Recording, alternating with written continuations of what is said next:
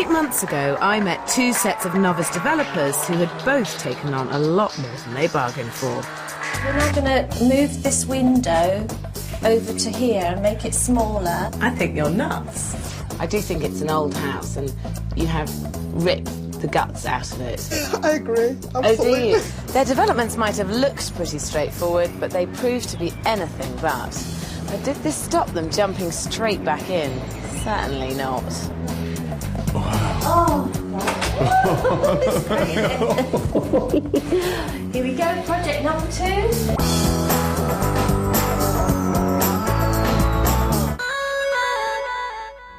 It's not easy juggling property development with a full-time job. 8 months ago, I met two sets of novice developers who were trying to do just that. Highly qualified scientists Julie Thomas and Lee Jones are confident that they have what it takes. They're really keen to get into property developing, and for their first experiment, they have bought this tiny 2-up, 2-down in the village of Shillington in Bedfordshire. The house needs total modernisation, but although Julie and Lee are complete novices, they feel confident that their scientific minds and methodical approach will make a winning formula, one to fulfil their dreams. The ultimate aim really of doing this is to make some money, and so we're really into sports cars, and so to be able to have a really nice flash sports car would be brilliant. This is an ambitious goal, and one I fear that could be asking too much of this battered little cottage. They bought it for £106,000 and plan to spend only £20,000 on its renovation. They hope to sell for £150,000 and make a £24,000 profit.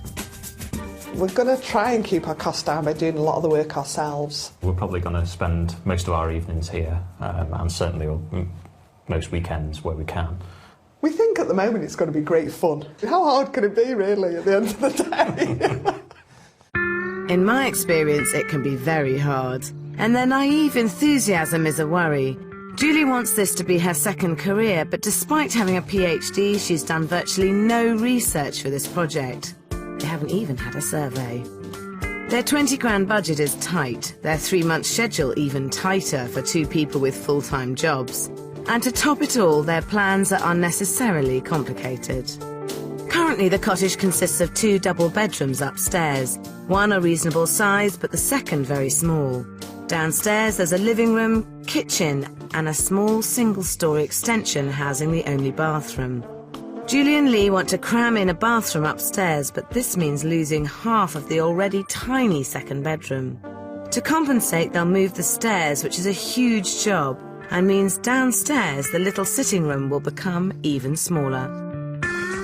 This is crazy. Julie and Lee seem to be making changes for change's sake. And they're failing to address the cottage's real problem. It is really small, this house. Yeah. And my question mark would be whether you're spending the money in the right area to really add value, because the problem with the house is how big it is. Yeah. To add value to this house, you need to add square footage. It's not a solution to the layout to just move the stairs and stick a bathroom in. I just don't believe you're going to make a profit on this unless you extend it. The house already has a small single-storey extension, but it's not big enough to really help the layout problems. I think they should demolish this and get rid of the old kitchen and build a new full-width 2-storey extension. Downstairs, this will give them a great kitchen diner with French doors leading out onto the garden. And upstairs, they'll have 2 good-sized double bedrooms and a family bathroom. If you extend the house out here, you end up with more square footage. More square footage equals more value when you come down to it. I would love to be able to do it. It would just be fantastic. But, I mean, if we can get, you know, a builder who can do it within our budget. The end value of this, if you've sold the layout and you've got a really great 2-bedroom house, that's how you'll get your 150,000, 160,000 resale. But I think with a sort of slightly awkward one and a bit bedrooms, you're going to be getting less money, and the difference is going to be bigger than the cost of the extension. Have another look at it, Anna. Sometimes the only way to make money is to spend money, and doing an extension here will more than pay for itself. In fact, without it, they're very unlikely to get the £150,000 sale price they're after. But they've left themselves with very little flexibility. We haven't really got a contingency in place, and that's our biggest concern really, is that 20,000 is our limit. Julie and Lee have mortgaged themselves to the hilt, so need to squeeze every drop of potential from this place, which means an extension is essential. But while they're reluctant to do work that will add value, they're getting stuck into work that won't. I've never used a crowbar before. Oh, it's hollow.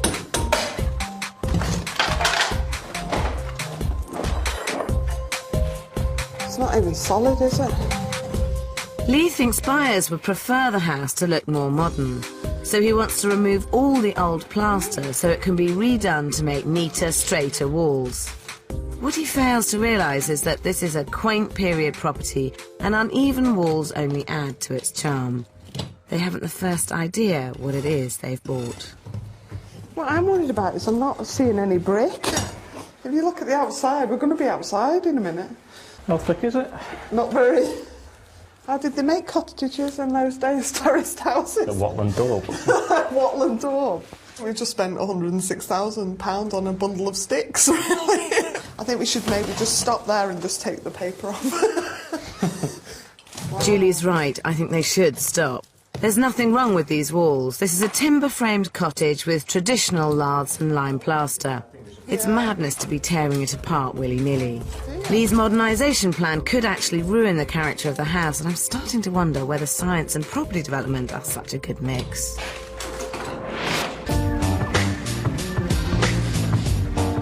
In Wroxham, on the Norfolk Broads, dress shop owner Heidi Sutton is another novice developer with high hopes. With her husband Paul, she's bought this 1930s bungalow from her parents, who recently moved out after 28 years. It's just already doesn't look like Mum and Dad's house anymore, does it? No. I'm seeing it in a completely different light now. Heidi's hired a team of builders but is keen to learn how to project manage herself, as she's hoping this will launch her new career in property. Renovating my parents' house is like an ideal opportunity for me to get into something that I really wanted to have a go at. Heidi bought the bungalow from her parents for the bargain price of £200,000. She has £37,000 to spend on the refurbishment and hopes to sell for £300,000, which means she'll make a very tidy profit of £63,000. Such a high profit isn't unrealistic, as Heidi did get a bargain price from her parents. But even potential as good as this can be wasted through bad planning. The success of this project will depend on whether Heidi's skills can transfer from running a clothes shop to running a building site. So you're going to be in control of the builders then? Yeah, I just like to keep an eye on the builders and make sure they're doing everything as requested. So when things go wrong, do you think you'll find it easy to pull them in? Very easy.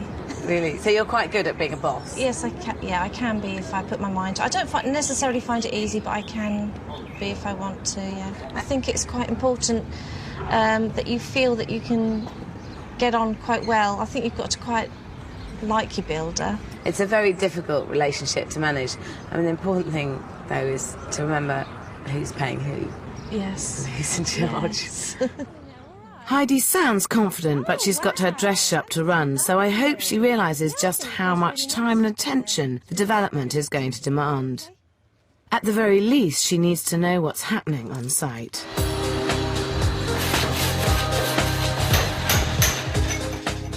Much to my surprise, they started the building earlier than expected. There have been occasions where I kind of feel as I want to be there to keep control of things, but they've managed all right without me, so it's been all right. This is a terrible start. Heidi hasn't grasped just how much work project managing involves, or that unless she's across every single thing that happens on site, the development may well run away from her. In Shillington, things are getting totally out of hand.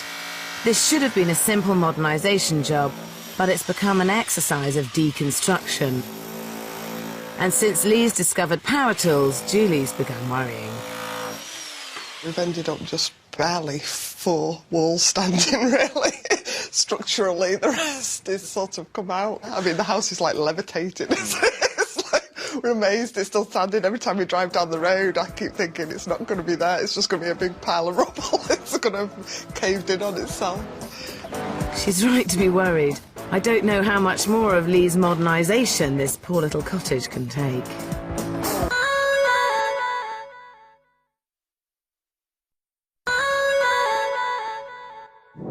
In Shillington, Bedfordshire, scientists Julie Thomas and Lee Jones are devoting all of their free time to their first development.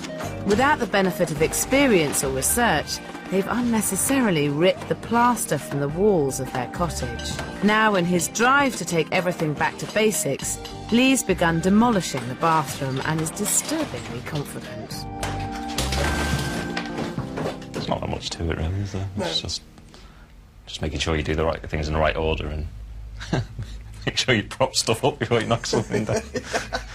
Lee's version of modernisation is more like demolition. And with no spare walls left, he's turned his attention to the floor.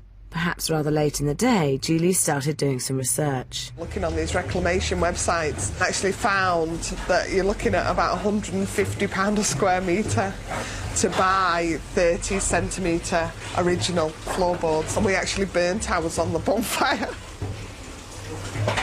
It was just naivety, we just didn't realise. I mean, I thought we might be able to keep the original boards and we might be able to sand them, and Lee was like, you know, just wanted to take them out anyway. He was saying, no, we'll just get new.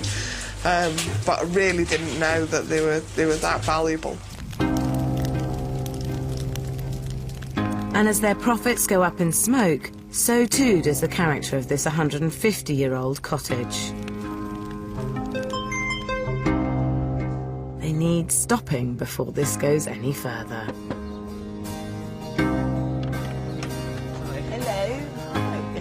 God, you've demolished the house, practically. I do think it's an old house, and you have ripped the guts out of it. And I personally think that perhaps slightly unnecessarily, in some ways, some of it. I agree. Absolutely. Oh, do you? So I think you just got. It's like, I think we had a major argument about this. This was like 3 days worth of rowing, wasn't it? Oh, really? So yeah, I mean, I really did not want to take the original beams out. What are you going to pop back down? We're going to put real wood back down, aren't we? Yep.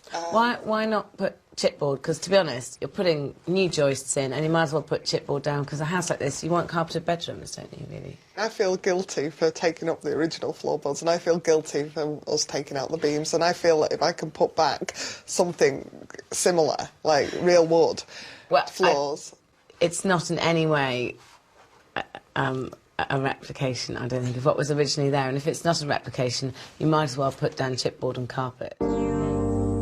Julie's guilt isn't going to bring back the floorboards, and carpet would be a far more affordable solution. I think they should be cutting back wherever they can, as they've got one of the tightest budgets I've ever seen. They've only got £1,800 for all the flooring and decoration, and have £2,700 set aside for other building materials.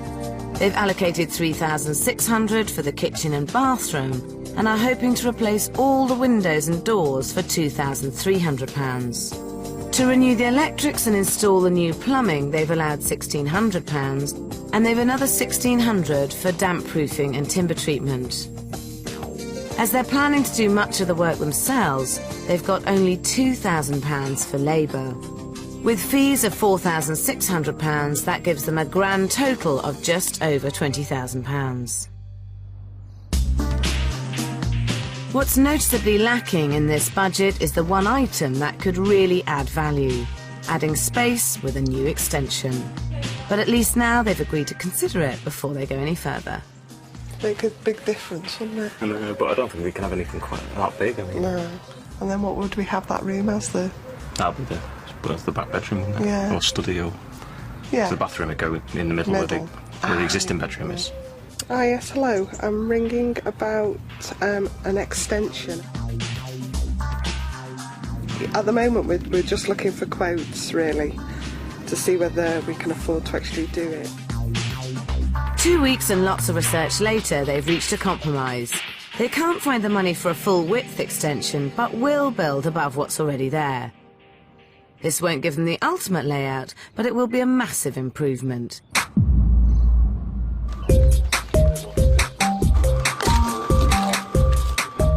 Sensibly, they've instructed a company of builders to construct the extension outside, which means they can concentrate on the interiors, and true to their scientific backgrounds, they have started reading up. They've now realised the cottage's quirkiness is central to its appeal, so instead of modernising, they want to renovate it in a traditional manner, including replacing all the lime plaster they've just stripped off. We've been advised by several people that it's not actually that difficult. As long as you sort of don't try and rush it, take your time with it, then it is relatively easy. They've forgotten the fact that time is money and they're short on both.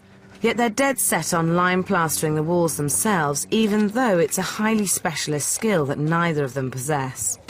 So they sign up for a crash course in Devon. Oh, fab. Do I look like a real plasterer? Oh, I like this. Well, I've got plenty of walls to practice on, haven't I? They're already fitting developing in around their full-time jobs, and they're wasting valuable time. Lime plastering is a massive undertaking that will add weeks to the schedule and nothing to the value of the finished property. And while they're spending their leave practicing plastering in the West Country, their business venture is at a standstill. In Norfolk, Heidi Sutton's site is all frantic activity. She's project managing the renovation of her parents' old home in the hope of launching a new career. But her builder started work early, and in her eagerness to get this place finished, she's ploughing ahead with a rather awkward layout.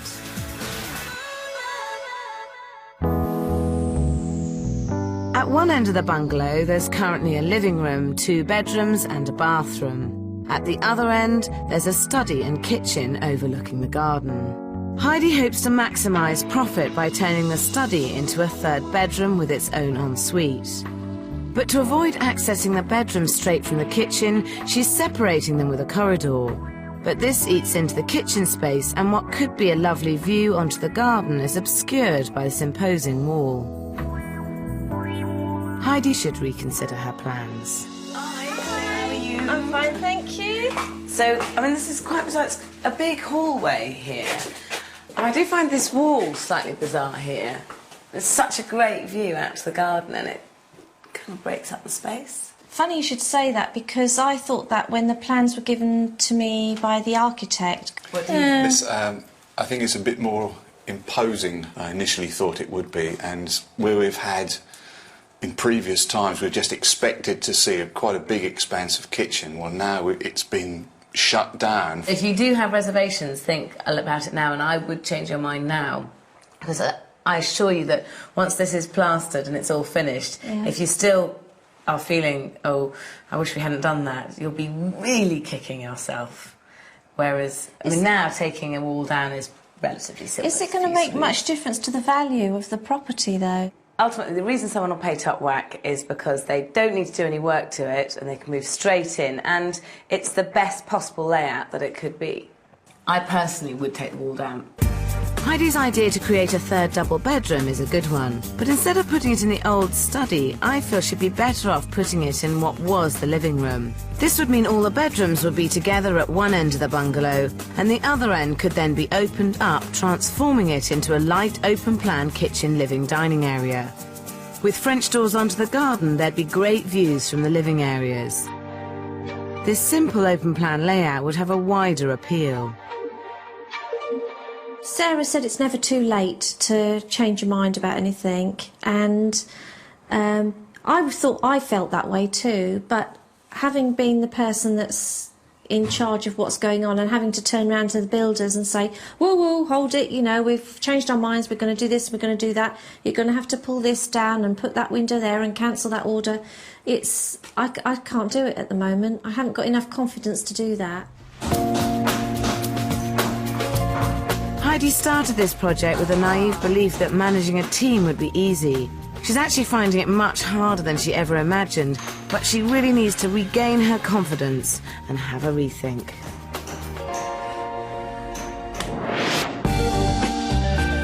Miles away in Shillington, Julie and Lee are now paying for their demolition derby. If they hadn't stripped back all the walls, this project could be nearly finished.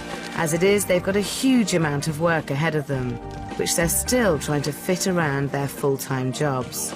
But Julie has her rose-tinted glasses on. It's not so much about the profit, it's more about the love of what we've done and enjoying what we've done. I really love the cottage. I kiss it secretly sometimes. Kiss it and talk to it when I'm on my own. 10 weeks into a 12-week schedule, and Julie seems to have lost the plot. They set out on this project dreaming of sports cars, but there's a danger they'll waste away all their profit if they don't speed up.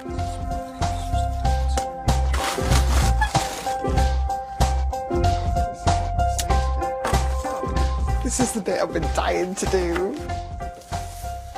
I'm getting there. Okay, Lee, I don't think I'm gonna be good at this, actually. Oh, that's not how it was at the course, was it? I admire their determination, but this is going to take forever and could look awful.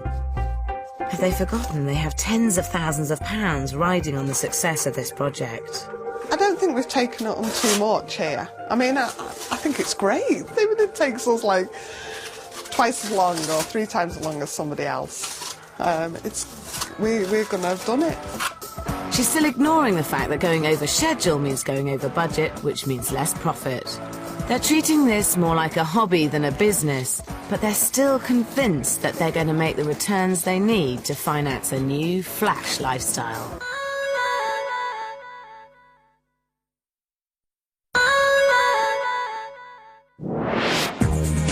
Julie Thomas and Lee Jones have been working on their cottage in Shillington, Bedfordshire, for a long 4 months. They had planned to have it back on the market by now, but while the outside is getting a lick of paint, decorating the inside remains a distant pipe dream. Hello. Hi. How are you getting on? Oh my goodness. A mammoth task still. It does look a long way off being finished. I still think we've only got a few weeks left. We're not as far off as it looks. I think now's the time that you really have to start working out whether this is a business or whether this is a hobby. And if this is a business and it's about making money, you need to get it finished and back on the market at whatever cost that is. I think what you should be really thinking about doing is getting extra help in to get it finished, because this is 6 months in. I think you could be here for another 6 months, quite realistically. We don't want to hand it over to somebody now, do we? I mean, all the actual, structural work's been done, the hard bit. This is the nice stuff, putting stuff back. The market is changing fast, and you need to get it sold while there is still some profit in the development. Yeah. In Norfolk, despite Heidi's somewhat erratic project management, the development of her bungalow is bang on schedule. In fact, she can't get it finished quick enough. I am probably the most impatient person on the planet. I always want things done now. And it's because she's in this constant rush that Heidi never paused to plan her development properly. She seems a little out of control, and her decisions are made on the spur of the moment. While you're here, Heidi, your extractor unit, which has gone up on the wall there, do you know whether you're going to have it extracted out of the room via a pipe, or do you think you're going to have it extracted round in the room? I can't remember. I can't remember what I ordered. I think I've come to a decision, Bob, on the fireplace at long last. I'm going to put a normal fireplace in there. Will that have electric ignition on that, or will you just have a push-button ignition? Oh, I don't know. Don't ask complicated. Just give me complicated questions. Okay, well, can I have an easier one, please? Badly thought through decisions waste time and money. Even a major purchase like a new bathroom is rushed into because it was ex-display and seemed like a bargain. Did you just think, this is cheap, let's buy it, and not think about the fact you had to fit it into the space? It did occur to me, and I thought it would fit into the space, But it wasn't until I came home and I suddenly realised that I'd got the space right, but I'd forgotten about the window. Yeah. So what's your solution? We're now going to move this window over to here and make it smaller, because that means this will be wall here, which will be better for a shower anyway, because I'm having a shower as well. It seems like an awful lot of hassle to go through. I think you're nuts. The thing to do is to get another bath. You can get a bath for under £100 and sell this one. If you can get 20 quid, well, all the better for it. And the £80 difference is going to be a lot cheaper than moving the window. Right.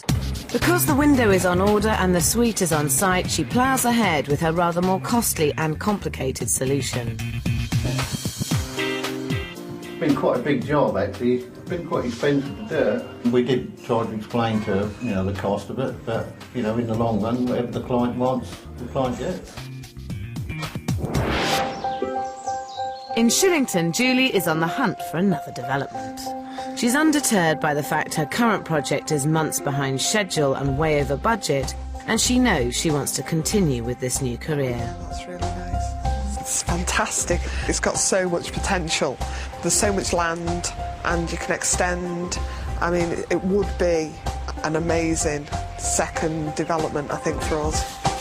But Lee's been lime plastering for months now, and his enthusiasm doesn't quite match Julie's. Get a bit sick of it, really. I mean, it's dragging on now. It's took a lot longer than we anticipated.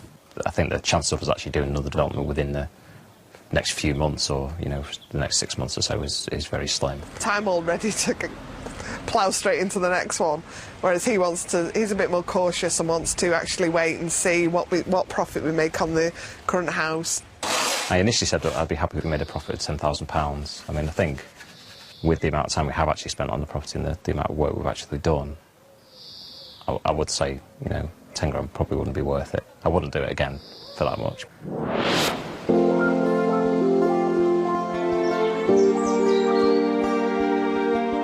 In Norfolk, 4 months of chaotic planning means Heidi's bungalow may not be perfect, but at least it's finished.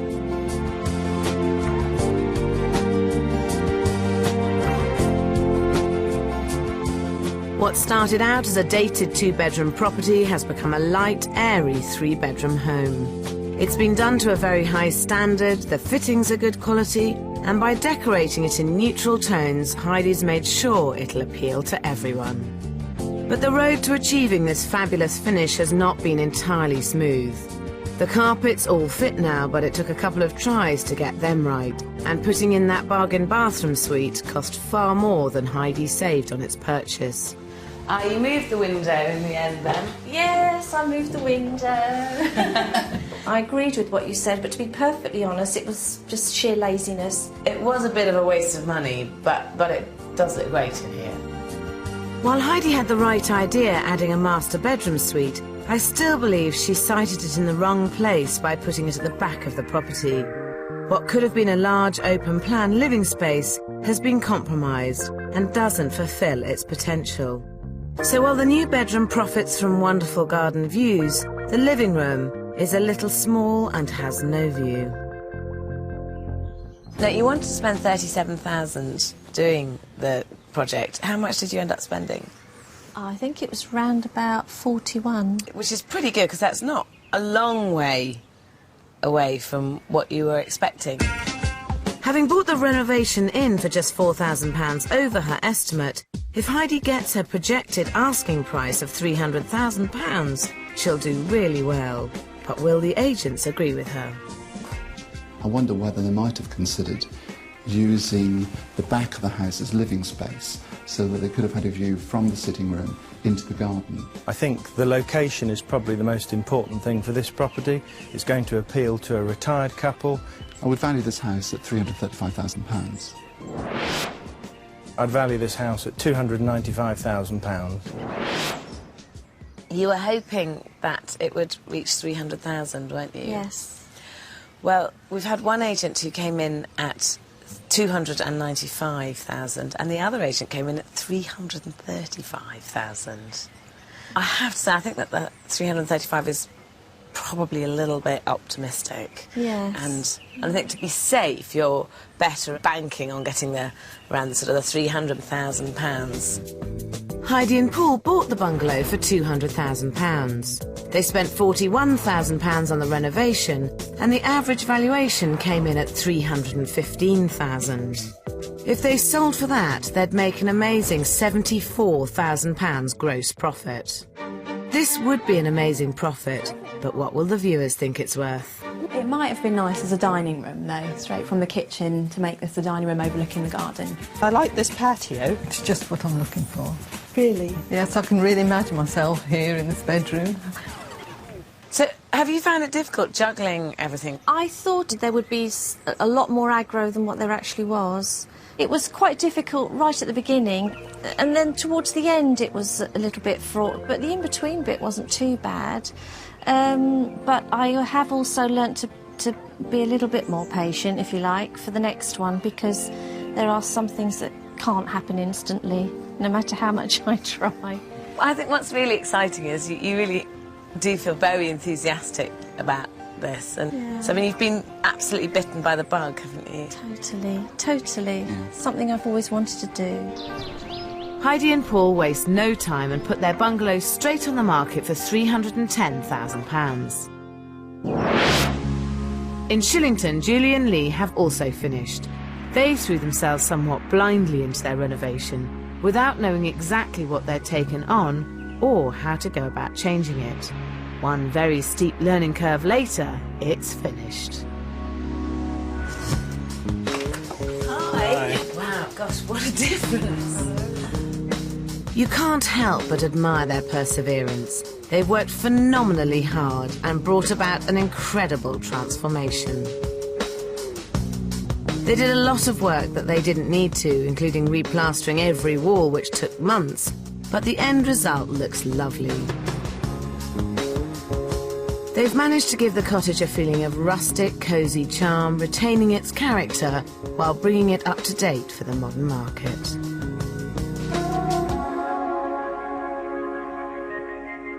Well, it looks fantastic. I love your kitchen. Thank you. It looks very good quality. Yeah, we did get... You went a bit over budget.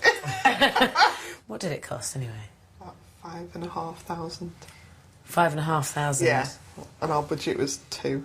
Yeah. So this was your little luxury. One of them. Crikey, there's more. And I've got to say, having the breakfast room makes it. It's now actually really quite a nice space to live in. Yeah. The French doors onto the garden were a great idea. And they've added square footage with the extensions, so they've added value. Upstairs, they now have a much better layout and a reasonably sized second bedroom. And I do think of all the money you've spent on this house, the one area that it was really worth spending was this extension. I think you've got yourself a pretty good development on the back of it. Yeah, we're really pleased how it looks. It's also allowed them to get the upstairs bathroom they were so keen on, which looks modern and stylish, but it has all come at a price. The kitchen and bathroom rose from £3,600 to £10,000. Their materials increased from £2,700 to £4,750. Replacing windows and doors came in just £200 over budget at £2,500. But electrics and plumbing increased to £2,600. Decoration and flooring came in on budget at £1,800, and they saved on damp proofing and timber treatment, which fell to just £550. Labour costs nearly tripled to £5,500, and with the extra mortgage costs, their fees went up to £5,775. They spent £500 on the garden, which they hadn't allowed for at all, which means their total rose dramatically to nearly £34,000. And you did overspend by a lot. How did you find the extra? Credit cards, really. So you really do need to sell this place quite quickly then? Yeah. Although they initially hoped to sell for £150,000, their expectations have escalated over the course of the development. Now it will all come down to what the agents think. That's a nice cosy room. It would have been nice to have continued the extension to the full width of the property. Well, this is nice and spacious. Lovely kitchen. I like the finish here.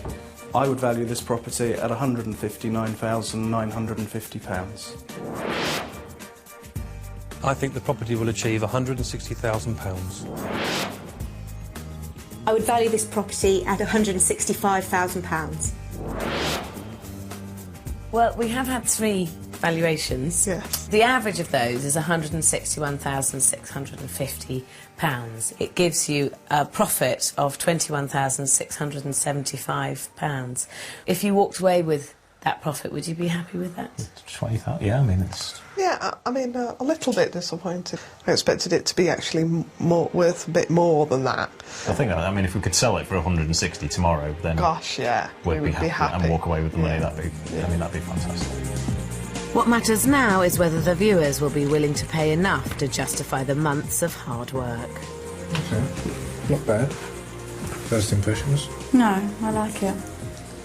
Oh, lovely bathroom.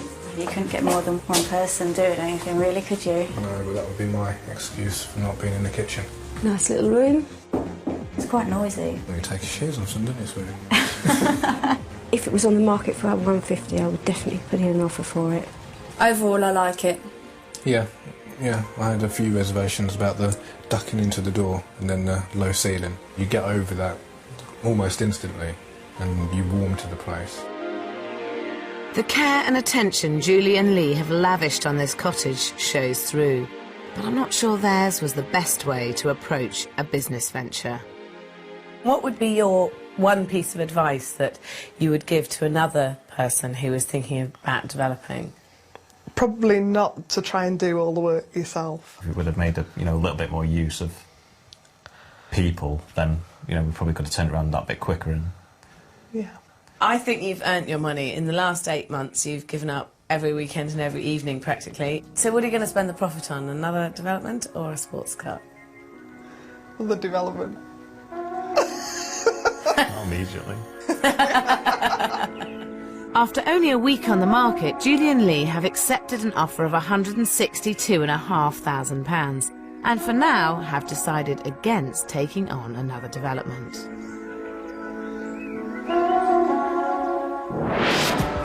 Heidi, on the other hand, can't wait to get on to the next one. And this time, she's really confident she knows best. I hear what you're saying, but I'm not going to take any notice. Well, at least it's honest.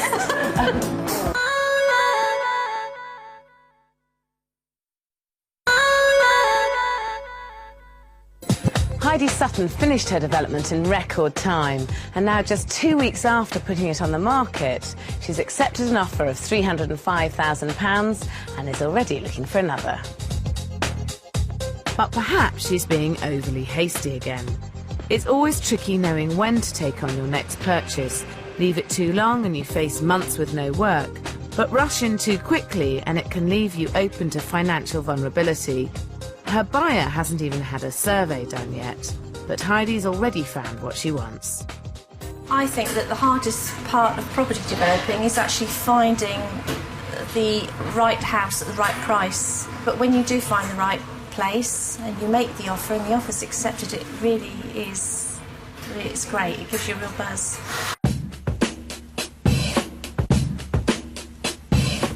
And this is what's providing the next buzz, development number 2. By remortgaging her own home, Heidi's got the money to go right ahead.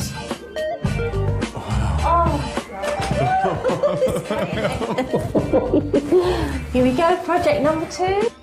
Heidi's learned from her mistakes, and this time she's gone for something that needs far less work.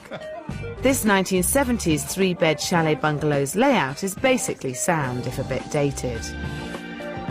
And at £193,000 was a good buy.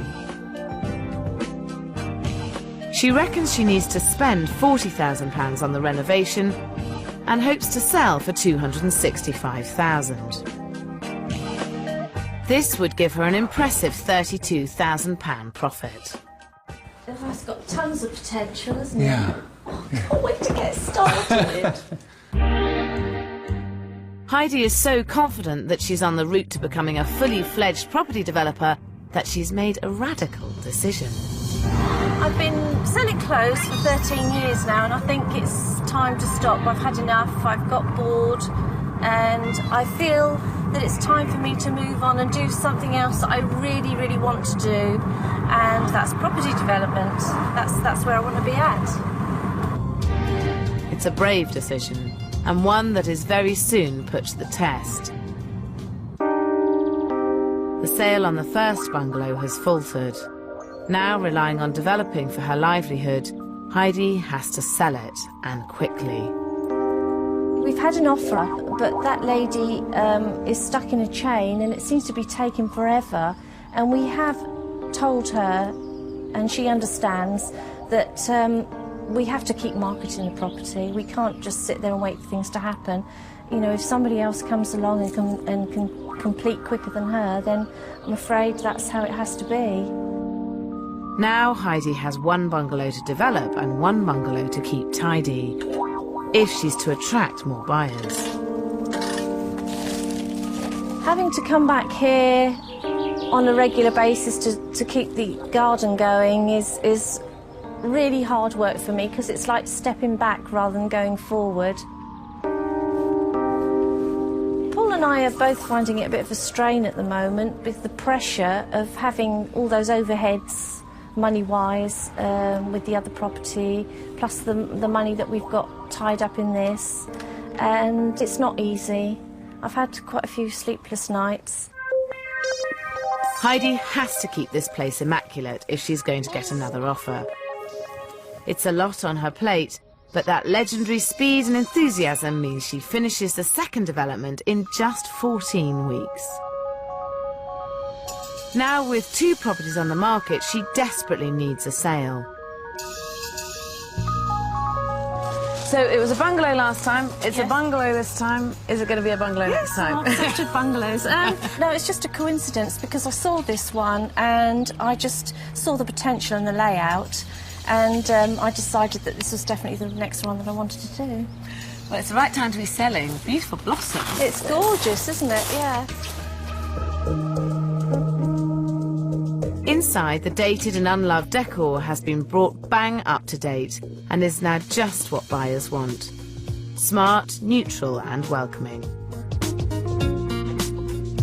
Upstairs, Heidi's modernised the 3 bedrooms and added an ensuite, so she now has the 2 bathrooms people expect. Downstairs, she's added value, creating a 4th bedroom by taking space from the oversized sitting room. It was a wise move.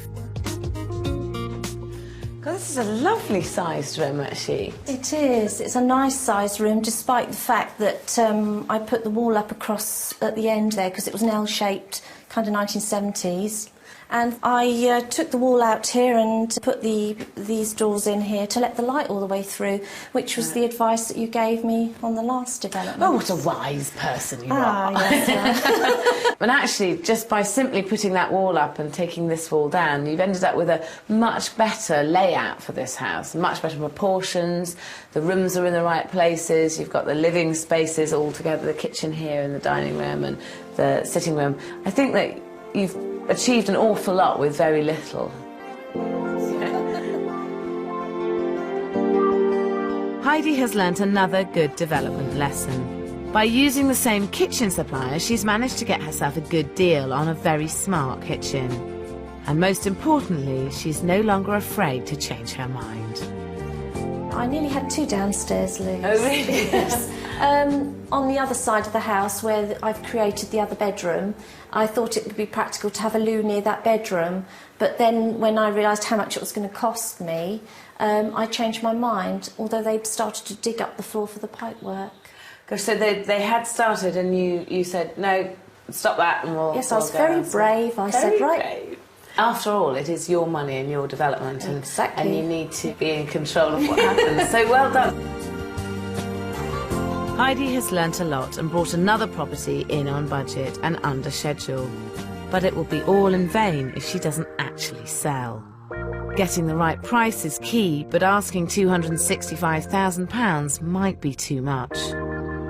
Properties over £250,000 are subject to a higher rate of stamp duty, which could deter buyers. I think her dream of a £32,000 profit may be a little ambitious. All you can do is wait and see what the market tells you and whether you actually get that sort of figure. Yeah. But you have decided to make this a full-time job, haven't you, developing? I have, yes, and I'm hoping to make a fair wage per year doing this, if you like. It's a very brave thing to decide to develop full-time because it's high risk and it's not easy making money from it.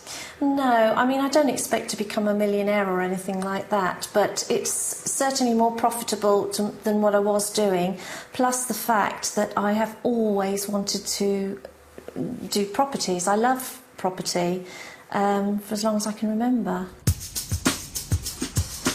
As a developer, your biggest problem is cash flow.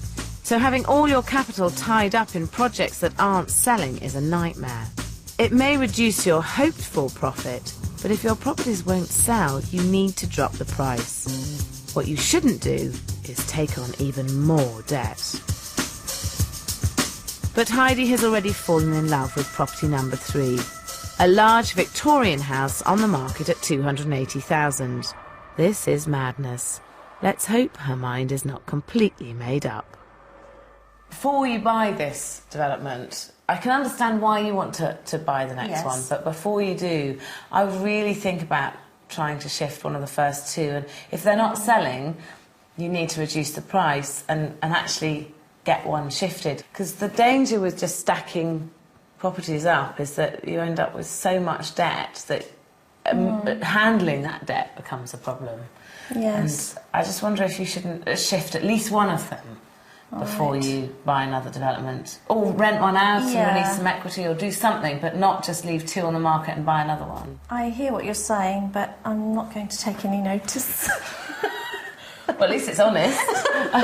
Why not? Because I really like this building and it suits our needs, and I'm sure the others will go shortly, so I'm just going to plough ahead.